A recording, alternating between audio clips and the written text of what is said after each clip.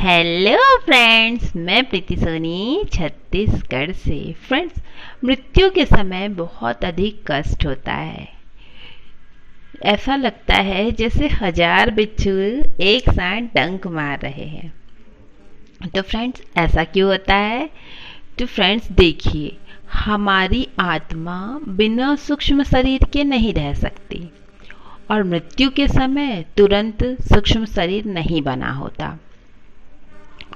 हम पूरे लाइफ माया में फंसे होते हैं। भगवान को ज़्यादा याद किया नहीं होता है, ना ध्यान किए होते, ना भक्ति की होती है।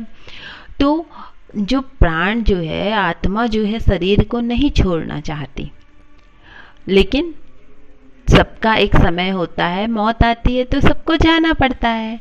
तो अब आत्मा जाएगी तो कैसे जाए, क्योंकि सूक्ष्म शरीर का निर्माण नहीं हुआ होता।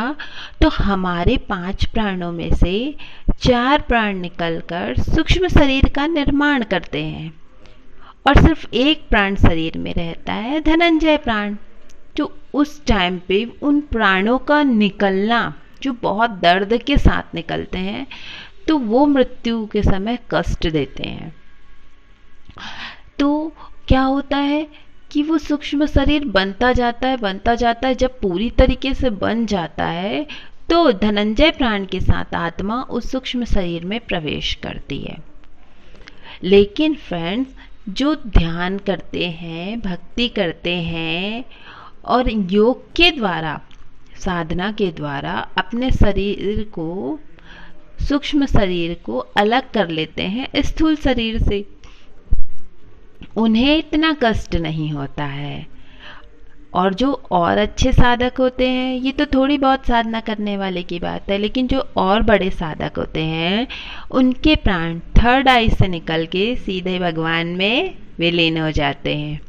और भी जो बड़े साधक होते हैं, जो बहुत ज़्यादा पुण्य आत्मा होते हैं, जिनके जीवन मरण के चक्कर खत्म हो गए होते हैं, तो फ्रेंड्स, उनके प्राण सहस्त्रार्ध से बाहर निकलते हैं और सहस्त्रार्ध से प्राण बाहर निकलकर भगवान के चरणों में समा जाते हैं। फिर उन्हें इन जन्म मरण के चक्करों में नहीं फंसना पड़ता। तो अब क्या करें? तो फ्रेंड्स, मैंने जो बातें अभी बताई है, उसके पहले मैंने एक और वीडियो बनाया था, मौत का सच। उनमें ये सारी बातें मैंने विस्तार से बताई हुई है। आप चाहे तो देख सकते हैं, मैं डिस्क्रिप्शन में लिंक सेंड कर दूंगी। तो फ्रेंड्स, ये तो हुई, इसलिए बार बार बोला जाता है कि साधना कीजिए, भक्ति कीजिए और जो है माया से धीरे धीरे करके दूर होते जाइए, तो शरीर को इतना कष्ट नहीं होता। और दूसरी बात फ्रेंड्स, आपने देखा ना, जो हमारे देश में वीर योद्धा हुए हैं, जैसे कि महाराणा प्रताप जी हो गए, छत्रपति शिवाजी हो गए हैं, महारानी लक्ष्मीबाई हो गई है, ऐसे बहुत सारे अनगिनत योद्धा हैं, है ना। आपने देखा हो वो कितने वीर थे अपने कर्म में। कहना चाहिए उन्होंने कुछ भी बकाया नहीं रखा। मातृभूमि से इतना प्रेम था, हम लोगों की इतनी फिक्र थी उन्हें कि आने वाली पीढ़ी सुरक्षित रहे, इसलिए अपने प्राण न्यौछावर कर दिए।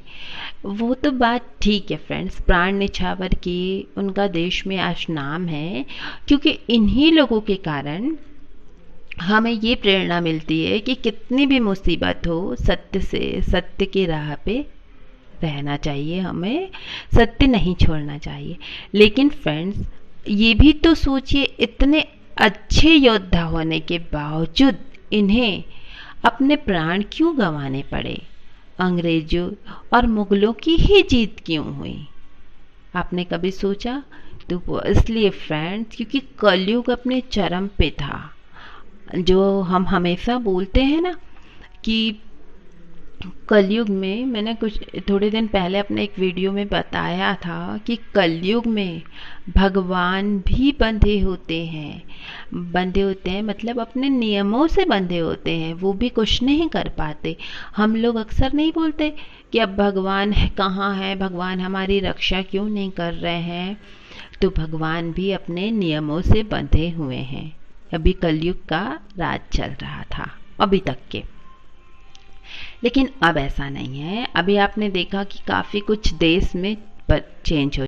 कलयुग जब खत्म होने के कगार में है, कल की भगवान आ चुके हैं, तो अब ऐसा नहीं होगा। बल्कि हम तो कहना चाहिए कि बहुत ज़्यादा भाग्यशाली हैं जो हम इस युग परिवर्तन को देखेंगे। अब हम अभी संधि काल में हैं। अभी संधि काल चल रहा है कलयुग और सतयुग का। तो फ्रेंड्स, बहुत जल्दी सतयुग आने वाला है और सतयुग में हर इंसान तो जाएगा नहीं। सतयुग में वही जाएगा जिस पर कल की भगवान की कृपा होगी। फ्रेंड्स, कल की भगवान की कृपा किस पे होगी? तो देखिए, जो कई जन्म से भक्ति करते आ रहे हैं, जन्म जन्मांतर के जो भक्त हैं, और हो सकता है कलयुग के प्रभाव के कारण उन्हें नहीं मालूम कि वो इतने बड़े भक्त हैं, तो वो तो जाएंगे ही भगवान के साथ, है ना। सतयुग में उन पे तो कल की भगवान की कृपा समझिए हो ही चुकी है। तो अब बचा कौन? तो फ्रेंड्स, जो किसी से ईर्ष्या द्वेष नहीं रखता, जो किसी का बुरा नहीं चाहता, वो भगवान के आशीर्वाद प्राप्त करने के लायक है। वो जाएगा सतयुग में।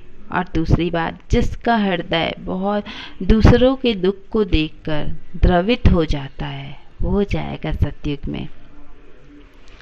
तो अब लगता है कि हम ऐसे नहीं हैं या ऐसा नहीं है, तो फ्रेंड्स कोई बात नहीं, अब ऐसा कर लीजिए। अभी भी मन चेंज हो सकता है, थोड़ी भक्ति कर लीजिए, थोड़ा साधना कर लीजिए कि भगवान का आशीर्वाद मिल सके, भगवान की कृपा दृष्टि हम पे भी पड़ जाए। Thank you friends.